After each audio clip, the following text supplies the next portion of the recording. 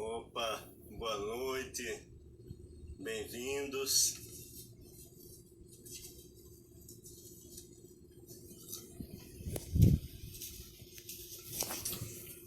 Boa noite a todos, muito bem-vindos. É uma satisfação receber os amigos aqui. Estou vendo amigas e amigos, a Débora, a Valéria, colegas, o Bruno, a Marisa, Ricardo. Muito obrigado, realmente, fico muito feliz com a presença de todos. E pensei nessa live, pensei num tema de minha predileção, um autor de que gosto muito, Robert Alex. Venho estudando o Alex na minha formação acadêmica, então eu estudei o Alex no meu doutorado, também no meu pós-doutorado, e realmente é um autor muito importante que é muito comentado, muito estudado no Brasil, né, mencionado em decisões judiciais, mas às vezes conhecido de uma forma insuficiente. É conhecido mais por sua teoria dos princípios, seu princípio da proporcionalidade, mas outros aspectos da obra do Alex não são muito aprofundados e às vezes permitem até uma melhor compreensão da questão dos princípios, né? Que já é uma questão difícil, é uma questão que envolve a jurisdição constitucional, são sempre questões polêmicas, e o conhecimento de alguns outros aspectos da obra do Alex facilita, né, essa visão do que é que está em jogo quando a gente discute os princípios e o princípio da proporcionalidade. É evidente que eu não quero esgotar o tema, né? A live tem que ser uma coisa um pouco mais leve, mas vou tentar, sim, abordar aqueles aspectos que acho principais e que permitam depois, né, aqueles que ainda não fizeram essas leituras, que possam se aprofundar e entender melhor o pensamento do Alex. Então é mais uma oportunidade da gente sugerir leituras e indicar um caminho de aprofundamento dessas questões, né? Então, mais uma vez, agradeço a todos. Estou vendo aí muitos amigos queridos e professores. Muito obrigado pela presença de todos. Eu vou tentar abordar 3 pontos da obra de Robert Alex: seu conceito de direito, sua teoria da argumentação e a sua teoria dos princípios propriamente dita. Basicamente, essas áreas da obra dele correspondem a 3 livros, que eu quero também mostrar aqui. Conceito e Validade do Direito, que é um livro da Martins Fontes, é um livro pequeno, mas que eu considero precioso, né? Esse é mais a parte propriamente filosófica do Alex. O segundo livro é a Teoria da Argumentação Jurídica, é uma tradução já antiga, de 2010, salvo engano, da editora Landi, e, salvo engano, esse livro é a tese de doutorado do Alex, Teoria da Argumentação Jurídica. E o terceiro livro mais conhecido, que tem a ver com a teoria dos princípios e o princípio da proporcionalidade, é o Teoria dos Direitos Fundamentais. Esse é o livro mais conhecido do Alex, traduzido no Brasil pelo professor da USP, Vigílio Afonso da Silva, né? Mas um livro traduzido em vários países do mundo, tem uma tradução da editora de Oxford, e Alex é um dos pensadores do direito mais falados, mais conhecidos e estudados hoje em dia. Então, começando a nossa exposição, mais uma vez agradecendo aqui, estou vendo familiares, Paulo Henrique, minha filha Natália, e alunos, Lucas Pita, enfim, Eduardo, muito obrigado pela presença de todos. Colega Bernardo Montalvão, também professor de Filosofia do Direito, muito obrigado, muito honrado. Delegado Delta Tiago, também um excelente profissional e incentivador da minha participação nas redes sociais. Enfim, boa noite a todos. O primeiro aspecto é realmente a posição do Alex na filosofia do direito. Alex defende um conceito não positivista do direito. E isso quer dizer o quê? Ele defende uma conexão conceitual entre o direito e a moral. Esse é um aspecto básico na filosofia do direito. O positivismo jurídico defende a tese da separação do direito e da moral. Não que para o positivista não haja moral no direito. Claro que não. Existe uma conexão, sim, mas que os positivistas consideram uma conexão histórica, conceitual. Então, boa parte das normas jurídicas coincidem com as normas morais, né? Então, matar alguém é um crime e é, claro, um ato imoral. E assim uma boa parte do ordenamento jurídico. Mas o positivismo não aceita a conexão conceitual. Direito é uma coisa, para o positivismo, moral é outra coisa. Já para o justnaturalismo, existe essa conexão conceitual. Então, o justnaturalismo identifica o direito ao conceito de justo, ao conceito de justiça. Então, isso é patente, por exemplo, no Brocardo de São Tomás de Aquino, em que ele diz: a lei injusta não é lei, não é? Então, Alex defende essa conexão conceitual entre direito e moral na fórmula de Hadbro, um filósofo do direito alemão. E a fórmula de Hadbro qual é? A lei extremamente injusta não é lei. Então, a fórmula de Hadbro é uma fórmula, um abrandamento, digamos assim, da fórmula de São Tomás de Aquino. Então é o direito extremamente injusto que não, a lei extremamente injusta não é direito, não é lei, para Hadbro. E Alex defende essa posição, esse conceito não positivista de direito. Então, por exemplo, Hadbro se depara com uma lei nazista que efetivamente existiu e que destituiu todos os judeus da nacionalidade alemã durante a Segunda Guerra Mundial, ali nos anos 30 já. Então, para Hadbro, essa lei não é direito, né? Justamente porque ela é extremamente injusta. E é com isso que Robert Alex concorda.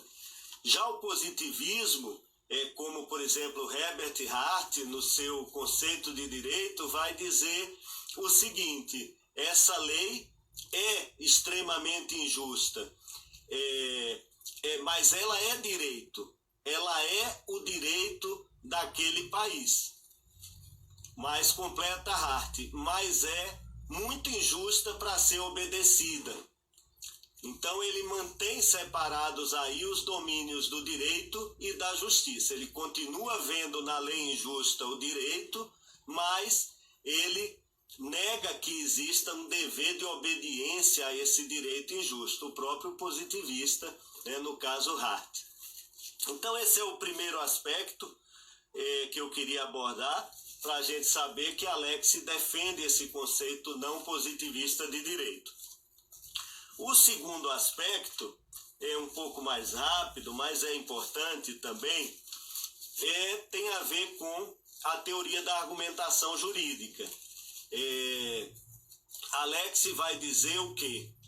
Que a argumentação jurídica é um caso especial da argumentação prática. Então, esse é o conceito-chave aí, né, para, no caso, os nossos alunos que quiserem anotar, a tese do caso especial. Então, o que é que Alex diz? A argumentação prática, o discurso prático, já na linha de Kant, é tudo que a gente debate sobre o que deve ser, né? Então, a moral faz parte do discurso prático. Como eu devo me comportar moralmente, como as pessoas devem se comportar moralmente. Isabela, obrigado. Então, o discurso prático abrange a moral, abrange a política e, para Alex, abrange o direito também. Então, o direito está inserido, é um caso especial dentro desse discurso prático, dentro dessa argumentação prática em geral, que abrange a política, que abrange o direito. Mas é um caso especial, por quê? Porque no direito, diferente da moral, a gente tem a norma jurídica, né? A regra legal para balizar a discussão.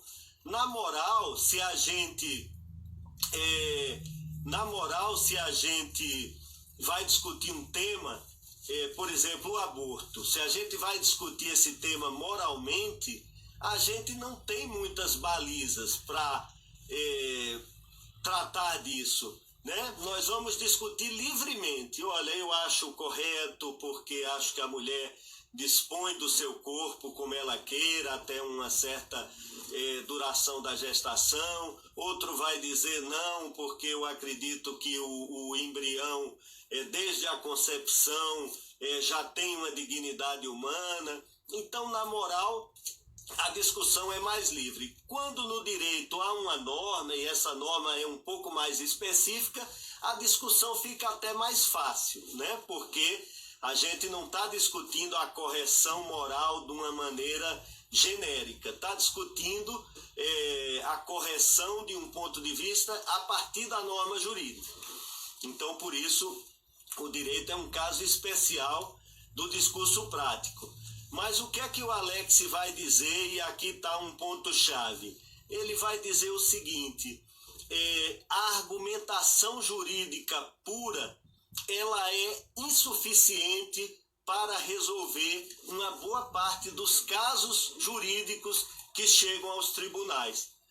Ou seja, só com as normas jurídicas, muitas vezes, a gente não consegue resolver os casos que têm que ser julgados, né? Sobre o qual os advogados se pronunciam, o Ministério Público, os juízes.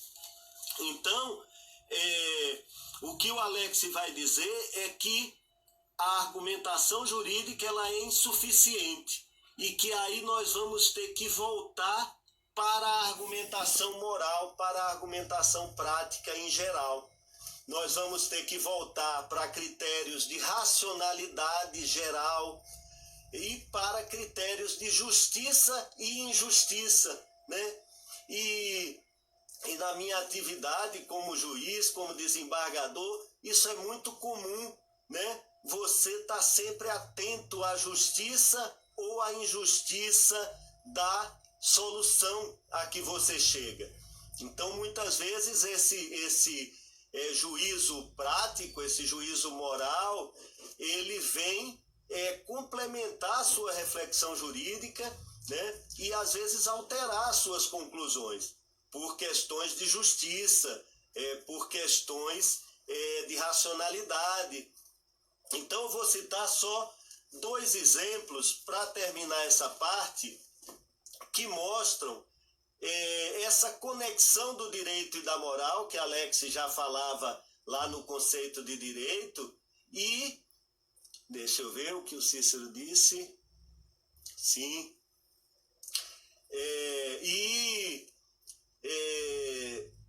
Essa conexão do direito e da moral também, como argumento, como caso especial do discurso prático, né? Que também é uma forma de conexão do direito e da moral. Então, por exemplo, nós que trabalhamos com o direito penal, o princípio da insignificância no direito penal.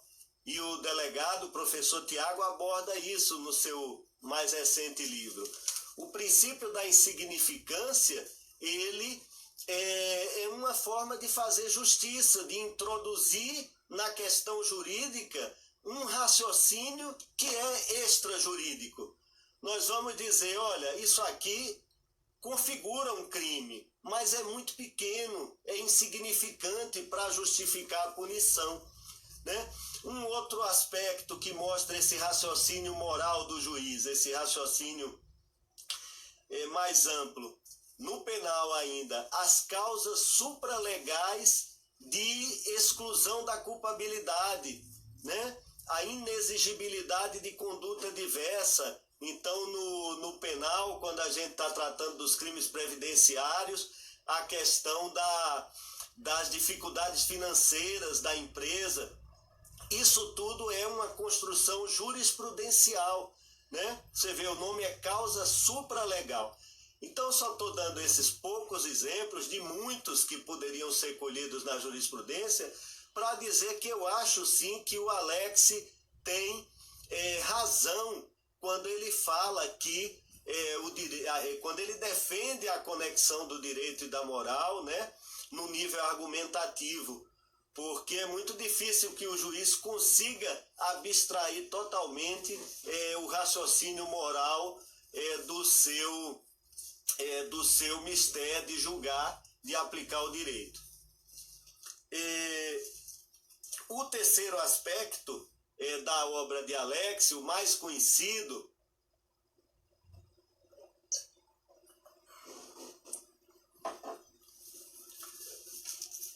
é a sua teoria dos princípios, né? Doutora Suzana aí Camargo, uma ilustre colega, hoje atuando na advocacia. Muito obrigado, Suzana, pela presença, o Sidney também. Então,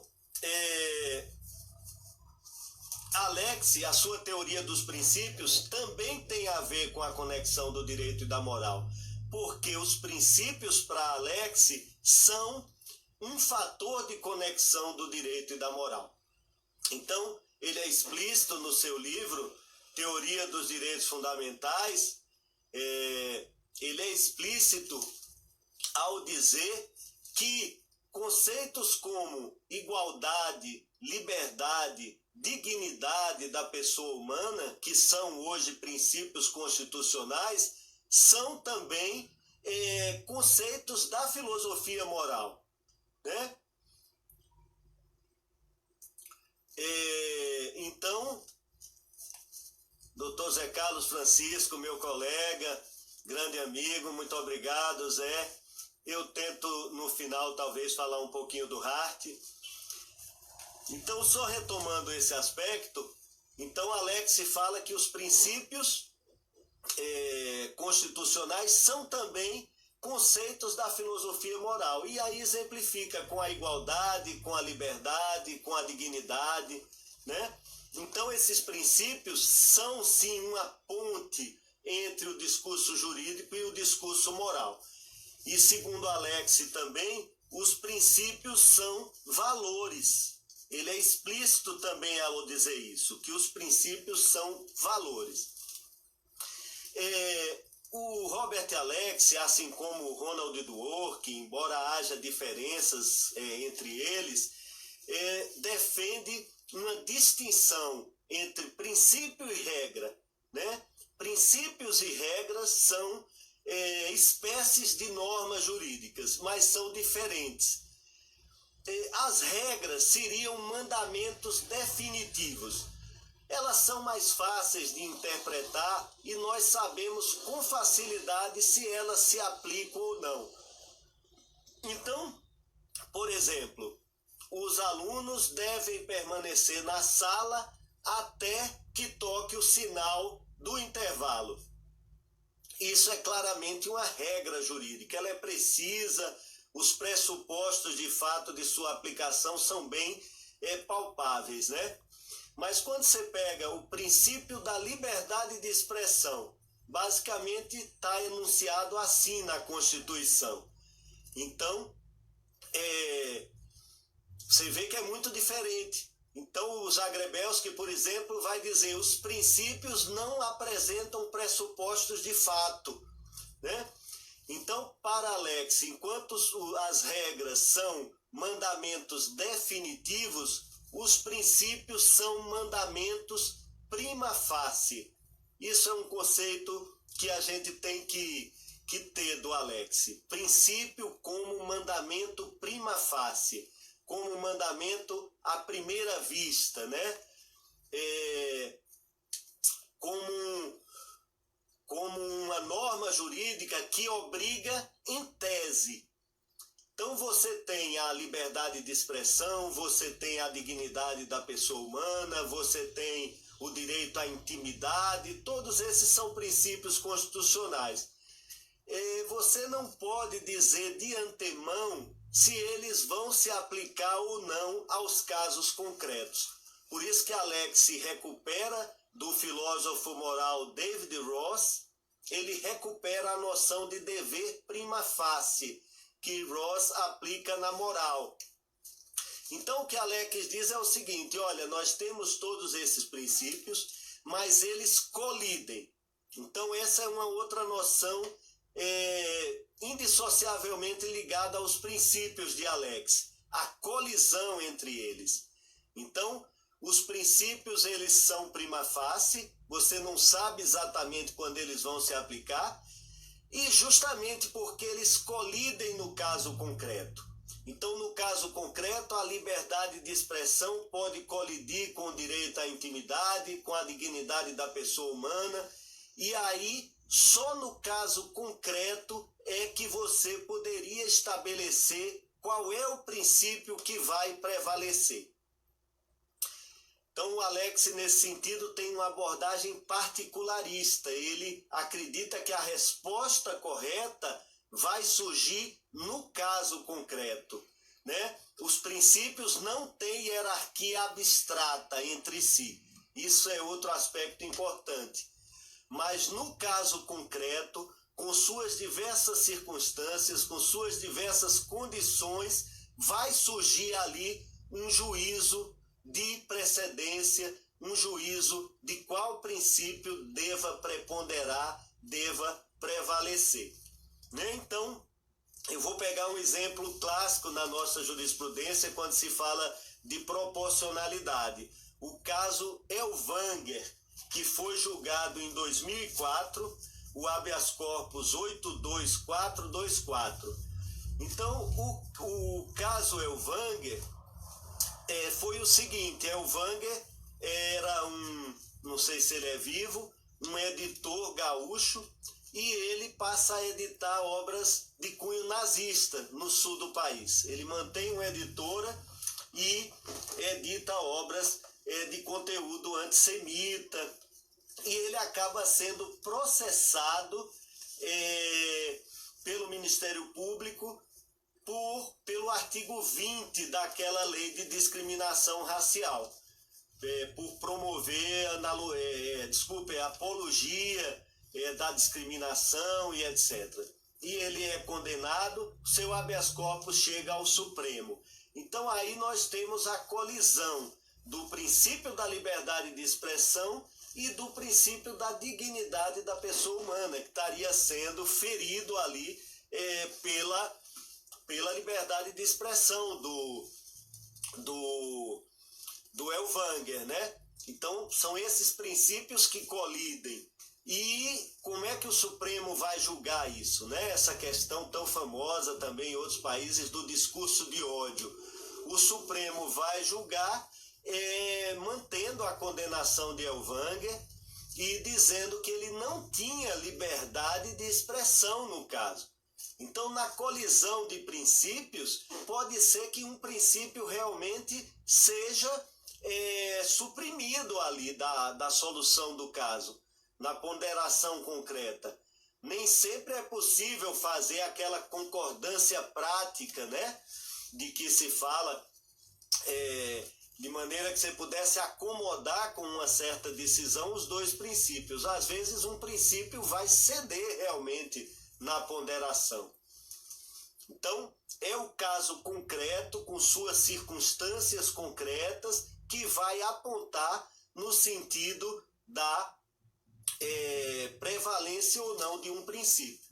E isso é diferente das regras, né? Das regras que já têm os seus pressupostos fáticos definidos previamente. Então, basicamente, sobre os princípios, eu queria falar uma última coisa sobre o princípio da proporcionalidade. O que é o princípio da proporcionalidade? O princípio da proporcionalidade, ele não é um princípio como outro qualquer. Então, nós não podemos colocar o princípio da proporcionalidade, vamos dizer, na mesma dimensão do princípio da liberdade de expressão, do princípio da proteção do meio ambiente, do princípio da dignidade da pessoa humana. Nós não podemos fazer isso porque o princípio da proporcionalidade, ele é uma metanorma. O princípio da proporcionalidade, ele é um postulado normativo. Na verdade, ele orienta o aplicador dos princípios de como ele deve fazer essa ponderação, né? E aí existe toda uma série de regras que o Alex estabelece para que a gente faça a ponderação de princípios e para que ela seja proporcional, para que ela atenda o princípio da proporcionalidade. Então, o princípio da proporcionalidade vai se compor ali da adequação, da necessidade, da proporcionalidade em sentido estrito. Não vai dar para eu abordar tudo isso aqui, né? Ficaria muito longo, mas o que eu quero finalizar dizendo é o seguinte: uma das críticas que se faz à questão dos princípios e da ponderação de princípios é o da sua subjetividade, né? Como são valores na concepção de Alex, na hora que o juiz vai ponderar esses valores, entra muito do que ele acha que é valioso, né? Do que ele acha que deve prevalecer. Essa é a crítica mais severa, mais corrente e mais difícil que a ponderação de princípios ela sofre. Então, se você pegar um outro caso famoso no Brasil, aquele habeas corpus em que o Supremo disse o pai na investigação de paternidade não está obrigado a fazer o exame de DNA, não está obrigado a colher, né, compulsoriamente o sangue ou enfim, me fugiu aqui a palavra, uma parte do seu corpo para fazer o exame do DNA. O Supremo disse o quê? Não é necessário, porque se ele se recusa a fazer o exame, ele vai ter a ação de investigação de paternidade julgada contra si. Então, ok, não precisa fazer o exame de DNA.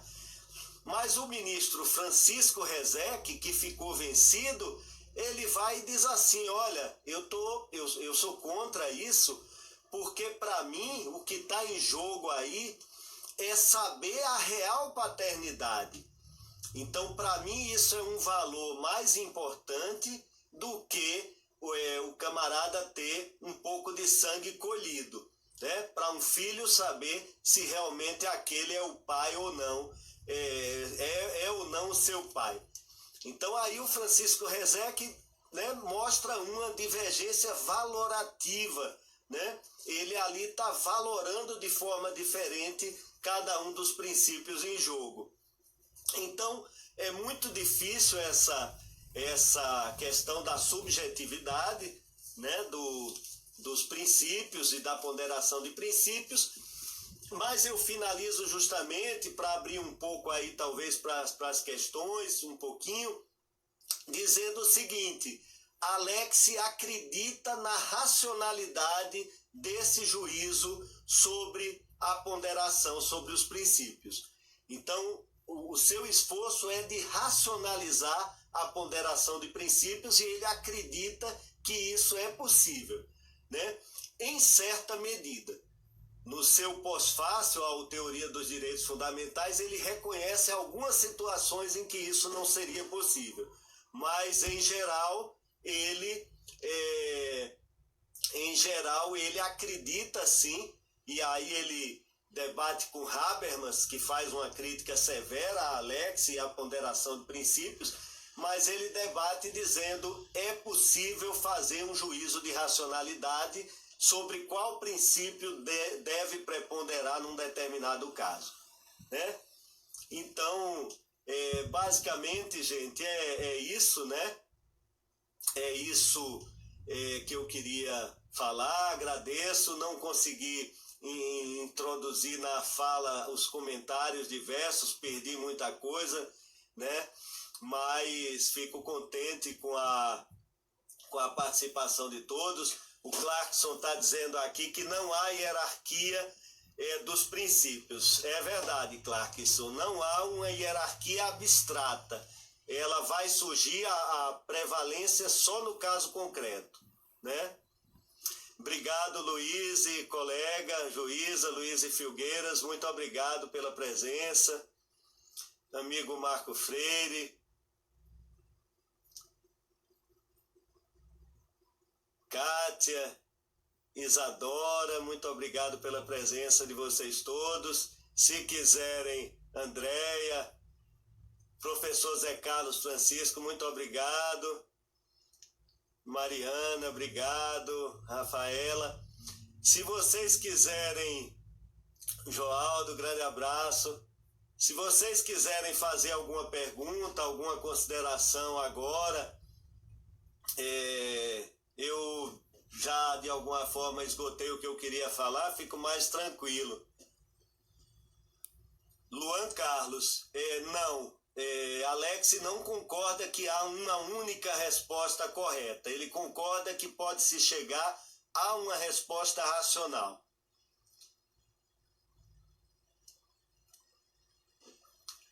Colega desembargadora do TJ, obrigado. A Gabriele sobre o ativismo judicial. Gabriele, claro que os princípios podem dar margem ao ativismo judicial, né? Os princípios podem dar margem ao ativismo judicial, mas eu não considero que toda decisão baseada em princípio, ela é uma decisão ativista, né? Eu concordo com o Alex, vai ter decisões ali, vão ter situações em que me parece que a decisão vai ser muito justificável, né? E justificada. E aí eu não falaria de ativismo. Não falaria de ativismo. Colega Júlia, juíza, muito obrigado. Vou tentar salvar a live e depois vou tentar baixar para disponibilizar. Sobre regras e princípios, caro Ézio, não vejo muito a questão aí da verticalidade, mas as regras, elas exigem um raciocínio de subsunção, né? É um raciocínio mais fácil. E os princípios exigiriam um raciocínio de ponderação.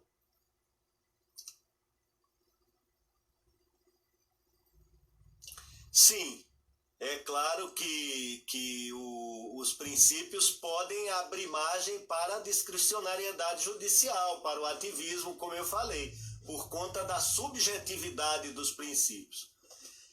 Agora, uma coisa que a gente tem que também ponderar é o seguinte, me parece que não há muita nativa para a ponderação de princípios. O juiz tem que fazê-la, né? O juiz tem que fazê-lo, embora com moderação, embora às vezes até se recusando a fazer, isso é um caso um pouco mais complicado, mas a verdade é que os princípios estão na Constituição, eles são normas constitucionais. Então, assim, eu não concordo com teses que negam a existência dos princípios ou que desautorizam totalmente o juiz a se valer dos princípios. O mandado de otimização quer dizer que os princípios devem ser otimizados. Você deve tentar aplicar todos eles da maneira mais extensa possível, embora nem sempre isso seja possível, né? Mas tá bom, gente, eu quero agradecer mais uma vez a todos, fiquei muito feliz. Queria tomar a liberdade de indicar também, para quem se interessar, o meu livro Neoconstitucionalismo e Verdade, Limites Democráticos da Jurisdição Constitucional, em que eu trato do Robert Alex, trato do Dworkin. Essa é a segunda edição, me parece que já está esgotada nas livrarias, mas vai sair em breve uma terceira edição. Renata Olme, obrigado pela presença. Sem algum ativismo judicial. Sim, Renata, eu acho que o juiz tem a missão de aplicar os princípios, de aplicar o direito e sobretudo numa Constituição que é muito ampla, né, em termos de direitos, de previsões, é muito difícil não haver uma certa dose de ativismo. Eu dou um exemplo, a questão da criminalização da homofobia. Eu escrevi um artigo no Jota defendendo a decisão. Não achei ativista. Por quê? Porque a Constituição prevê esse mandado de criminalização. Ela estatui isso, que deve ser criminalizado. Então, nem sempre é ativismo, né?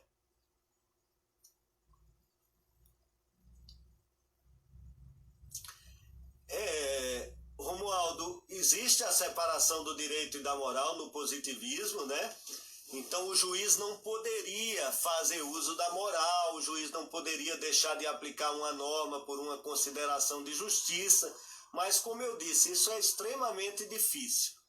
E na atividade judicial, né, quem é juiz e quem é advogado também, quem é procurador, promotor e que está no dia a dia do direito, que vê muitos casos, vai ver que é impossível você afastar totalmente os juízos de justiça, sobretudo, justiça e injustiça. Então eu terminaria com o Hart, né, que o Zé Carlos lembrou. Hart diz assim, Hart positivista, ele diz, a justiça é a mais pública das virtudes, ela se aplica à nossa vida pública. E a primeira coisa que nós nos perguntamos diante de uma norma jurídica ou diante de uma sentença judicial ela é justa ou é injusta, né? Então, a justiça vai sempre estar ligada ao direito, embora essa questão seja complexa. Então, eu fico por aqui, agradeço demais a participação de todos, desculpe quem eu não pude, Rodrigo, obrigado. Desculpe que eu não pude cumprimentar, mas deixo aqui um abraço para todos. Vou pensar aí numa outra live. Aceito sugestões de temas. Viu? Muito obrigado, colegas, amigos, familiares e alunos. O Ednei, meu servidor do gabinete, amigo, muito obrigado. Cândida, grande amiga. Marisa Santos, colega do tribunal. Laila, também minha amiga, muito obrigado. Ana Fernanda, meu amigo e irmão Ricardo Fonseca, baiano, defensor público. Muito obrigado a todos. Zé Carlos, mais uma vez, Tânia, delegado Tiago, Andréia, Lucas, obrigado. Em breve fazemos outra.